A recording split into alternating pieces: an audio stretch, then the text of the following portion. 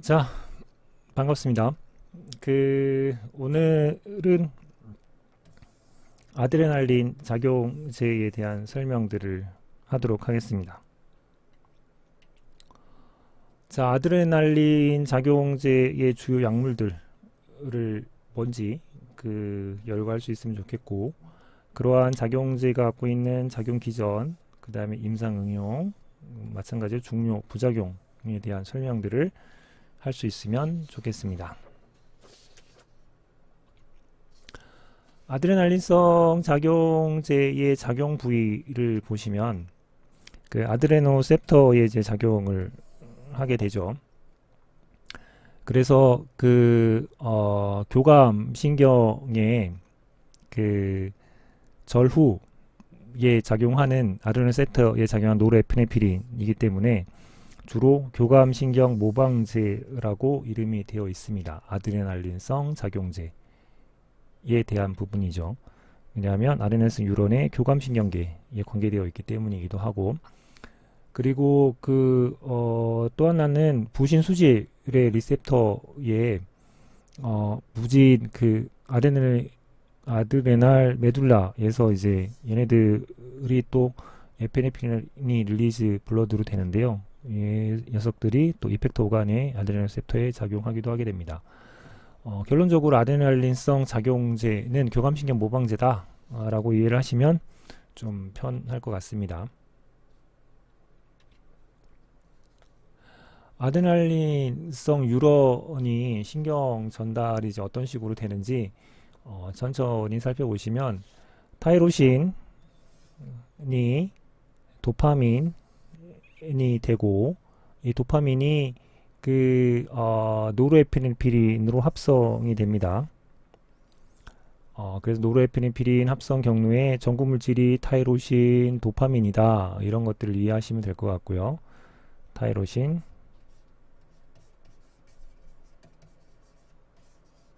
도파민,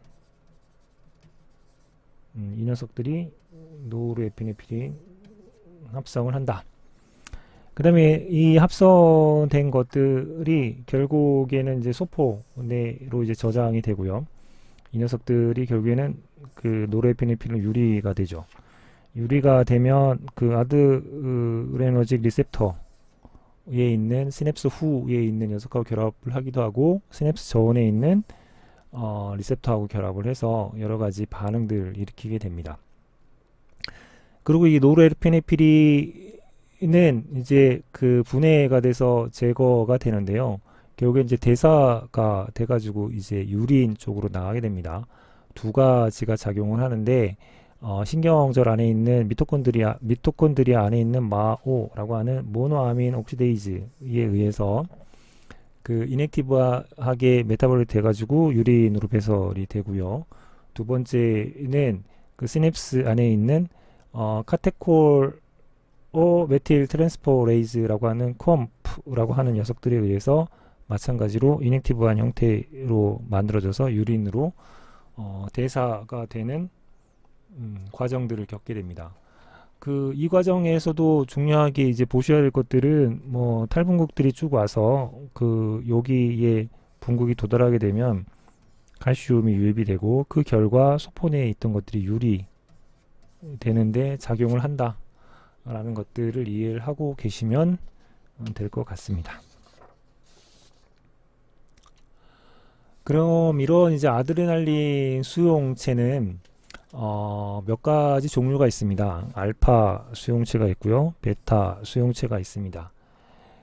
아드레날린 수용체의 작동을 시키기 위해서 이소프로테네롤이라고 하는 것들을 만들었는데요. 이 이소프로테네롤에 작용하는 어피니티하고 관련해 가지고 분류를 했다라고 보시면 됩니다. 그래서 합성되어 있는 이소프로테네롤을 반응시켰더니 얘랑 굉장히 더 잘 붙네, 내인성인 에피네프린이나 노르에피네프린보다 이 녀석보다 훨씬 이 녀석이 잘 붙네, 얘네들을 이제 베타 아드레노셉터라고 이름 졌고요. 그 다음에 합성된 것보다 내부에 있는 것들이 훨씬 반응성이 좋네 하는 것들을 알파 아드레노셉터라고 이름 졌습니다. 이름 젓는 방식을 보게 되면 우리가 갖고 있는 게 훨씬 잘 붙는다. 이 녀석은 알파 수용체다. 그리고 합성된 게 훨씬 잘 붙는다. 이 녀석은 베타 수용체다. 이렇게 구분했다고 보시면 되겠죠. 그리고 이제 그 알파도 알파1, 알파2 수용체로 나누고요. 베타도 베타1, 베타2 수용체로 나눠져 있다라고 보시면 됩니다. 그 노르에피네피린의 그 보게 되면 알파 같은 경우에는 그 다음 그 시냅스 후 수용체에 해당하고요. 그 알파2 수용체는 시냅스 전 수용체에 해당을 하게 됩니다. 그래서 그 교감신경 모방제이기 때문에 알파1 수용체를 자극을 하게 되면 평활근 수축, 근육, 왜냐하면 공격하고 도주를 잘하려면 평활근의 수축 반응들을 일어나야 되겠죠. 그리고 알파2 같은 경우에는 이러한 노르에피네피린이 유리된 것들을 조금 그 흡수시켜서 여기를 이제 조절하는 기능들, 되먹임 억제 작용들을 벌이게 됩니다. 자, 그 다음에는 베타 수용체 같은 경우에는 원 같은 경우는 그 에피네프린, 노르에피네프린 친화성이 동일을 하고요. 그리고 에피네프린의 조금 더 그 높은 친화성을 갖는 형태를 베타2 수용체라고 보시면 됩니다. 베타 수용체는 그 수용체의 그 아데닐레이트 사이클레이즈 활성을 증가시켜서 세포 내 사이클 AMP를 증가시키는 역할을 하게 됩니다. 이 녀석들을 쭉 정리를 하게 되면 뭐 이렇게 되는데요. 우선은 그 혈관 수축, 그 다음에 혈압을 높이는 데 중요하게 작용하는 녀석들이 알파1 수용체이고요. 그 다음에 알파2 같은 경우에는 그 노르에피네프린 릴리즈를 이니비션해서 되먹임 억제 작용들을 한다라고 아까 말씀드렸고, 베타1 수용체 같은 경우에는 주로 이제 심장에 많이 이제 존재를 하게 됩니다. 그래서 심장에 그 뛰는 것들을 수축을 증가시키거나 뭐 이런 것들에 관계를 하게 되고요. 그 다음에 베타2 같은 경우에는 골격근 혈관에 많이 있어서 골격근 혈관을 이완을 시키거나, 또는 베타2는 특징적으로 기관지를 기관지를 이완 시켜서 전식이나 COPD 치료에 그 베타2 아드레날 레셉터 아고니스트 같은 경우들을 사용할 수 있게 되겠죠. 아드레날신 신경이 지배하는 그 장기들은 수용체가 이제 한 형태의 수용체들이 보통 이제 포진을 하게 되어 있게 되고요. 이제 그런 수용체가 어떤 조직에 어떤 정도로 있는가에 따라서 이러한 그 아드레날린 수용체 작용제가 어떻게 작용하는지를 뭐 예상을 할 수 있게 될 것 같습니다. 골격근 혈관에는 알파1, 알파2 수용체가 같이 존재하지만 알파1, 베타2 수용체가 같이 존재하지만 베타2가 좀 우세한 형태로 되어 있고요. 그리고 심장에는 베타1 수용체가 현저하게 많아서 베타1을 건들게 되면 심장에 작용하는 부분들이 가장 크게 생기게 됩니다. 이러한 아드레날신 작용제의 특징을 보게 되면 비카테콜 아민 형태의 긴 반감기하고 CNS 투과성을 갖고 있는 형태의 작용제가 있고요. 그 다음에 그 CNS에 투과가 되면 문제가 될 수 있기 때문에 카테콜링, 요 노란색으로 된 것들이 카테콜링인데, 이것들이 붙게 되면 CNS의 투과성은 낮아지고 대신 그 신속하게 불활성화되는 특징들이 있고 효력이 높다라고 하는 특징들을 갖고 있게 됩니다. 그 다음에 끄트머리에 아민 그룹들이 어떻게 붙어 있는가에 따라서 베타 리셉터의 작용성이 점점 강해지죠. 그래서 이소 프로테네롤 같은 경우가 제일 강하고, 그 다음에 에피네피린, 그 다음에 노르에피네피린 순서로 베타 리셉터의 강한 정도가 결정이 되어 있습니다. 그리고 노르에피네피린의 전구체 형태를 투여할 수도 있다라고 말씀을 드렸죠. 그리고 작용 기전의 특징들을 보게 되면 그 직접 작용성하고 간접 작용성이 있게 됩니다. 직접 작용은 수용체를 직접 액티베이션 시키는 형태를 얘기하고요. 간접 작용성 같은 경우에는 노르에피네프린을 많이 만들거나 유리를 조금 많이 하게 만드는 형태들을 이야기하죠. 그리고 믹스드 액션들은 유리도 많이 하고 반응도 높게 하는 혼합 형태들도 존재합니다. 그 직접 작용성 아드레날린 작용제에 그 에피네피린, 노르에피네피린 그리고 이소프로테네놀 이런 것들이 존재를 합니다. 그 옆에 있는 그림들을 보시면 알겠지만 에피네피린 같은 경우에 수축기 혈압을 높이는 반면에 이완기 혈압은 낮추는 특징들을 갖고 있고요. 그 다음에 말초 그 혈관의 저항성들을 감소시켜서 이런 일들이 벌어지게 되죠. 그리고 그 심박도는 높이는 형태를 갖게 됩니다. 노르에피닌 같은 경우에는 수축기, 이완기, 혈압 모두를 높이죠. 말초의 그 저항성들을 증가시켜서요. 대신 펄스 레이트를 낮추는 특징들을 갖고 있고요. 이소프레닌 같은 경우에는 그 이완기 혈압을 낮추고 말초 혈압의 감소를 시켜서요. 그리고 펄스 레이트를 높이는 형태들을 갖게 되죠. 그래서 에피네피린 같은 경우에는 기관지 확장이나 고혈당증, 지방분해의 그 형태를 갖고 있어서 기관지 경련이나 아나필락스성 쇼크, 심장정지, 뭐 또 마취제 이런 것들을 활용을 하게 되어 있고요. 그리고 노르에피네프린 같은 경우에는 혈압 상승을 일으키기 때문에 쇼크 치료에 주로 사용을 하게 되고 이소프로테네롤 같은 경우에는 베타1, 베타2 수용체를 다 같이 자극하는 비선택성의 단점들을 갖고 있죠. 그래서 뭐 대신 강력한 기관지 확장의 효과를 갖고 있다라고 하는 것 때문에 이런 곳에 사용을 할 수 있게 됩니다. 대신 이제 베타1을 작용을 하게 되면 심장에 이제 영향을 주기 때문에 그 베타2 스페시픽 작용제를 이제 원하게 되죠.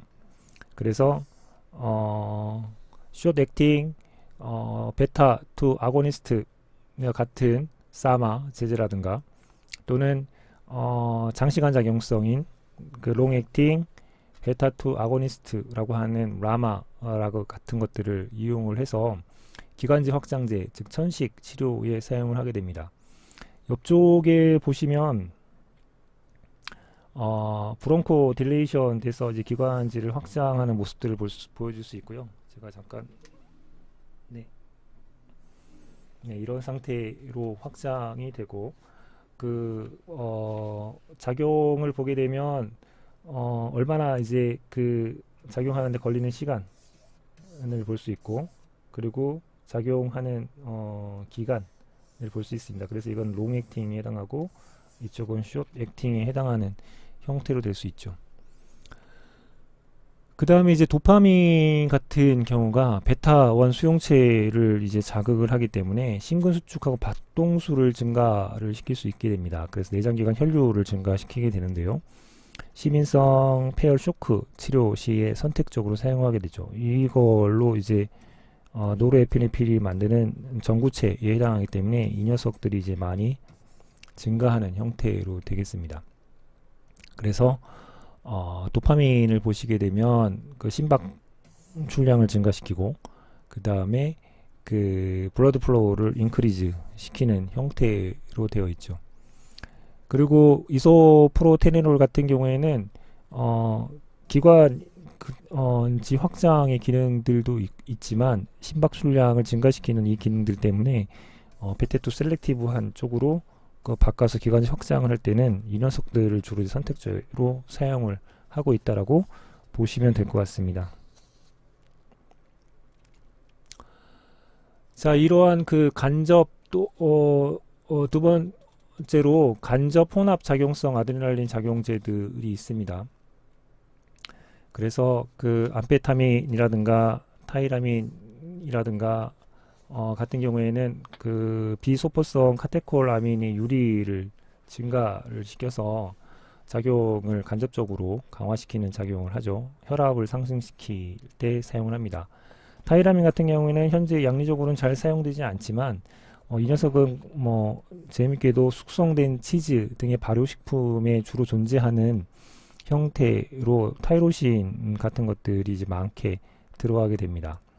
그래서 이 녀석은 강력한 무스카린 수용체에 작용하는 물질들을 많이 이제 만들거나 작용하게 하는 형태를 하게 되고요. 그 미토콘들이 아예 있는 모노아민 옥시데이즈라고 하는 것들을 억제시키면 대사에서 배설되는 걸 차단하기 때문에 그 혈압 상승을 초래하는 부작용들이 만들어질 수 있습니다. 그래서 이런 발효 식품들을 드실 때 마호 억제제 같은 것들을 복용하시는 분들은 주의, 음식을 조금 주의해서 섭취하는 것들이 필요하게 되죠.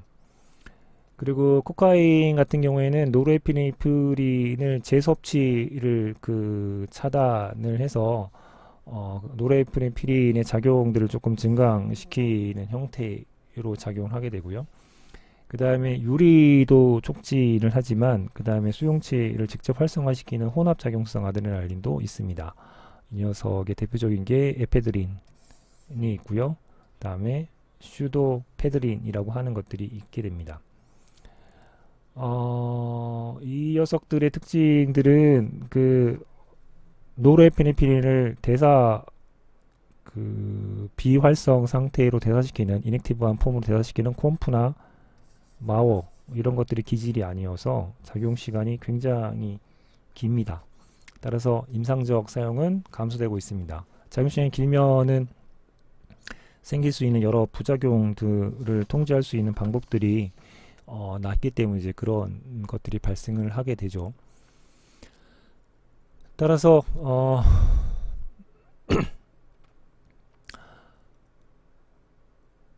아드레날린을 작용한다는 것은 교감신경 모방제라고 말씀드렸죠. 교감신경이 자극된다라고 하는 것들은 전투하고 도주 상황에 또 스트레스 상황에 벌어질 수 있는 일이어서 맥이 빨리 뛰고 그리고 잠을 못 자게 되고 그 다음에 두통이 생기고 그리고 하이퍼 액티브한 형태라든가 트레머 그 다음에 오심 같은 것들이 부작용으로 흔하게 일어날 수 있는 상태라고 보시면 되겠습니다.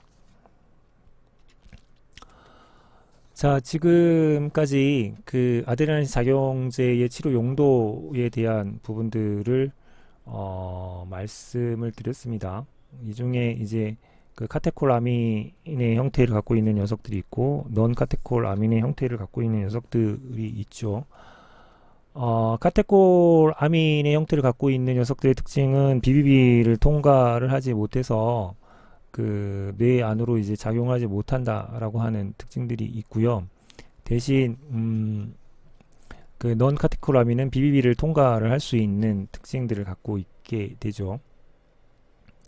그래서 이제 넌 카테콜아민 같은 경우에는 작용 시간이 길어지는 부분들도 있기 때문에 주로 이제 오랄이나 이날레이션을 통해 가지고 이제 처방을 하게 되고, 그리고 카테콜아민 같은 경우는 오랄 대신 주사를 통해서 처방하는 방식들을 선택을 하게 됩니다.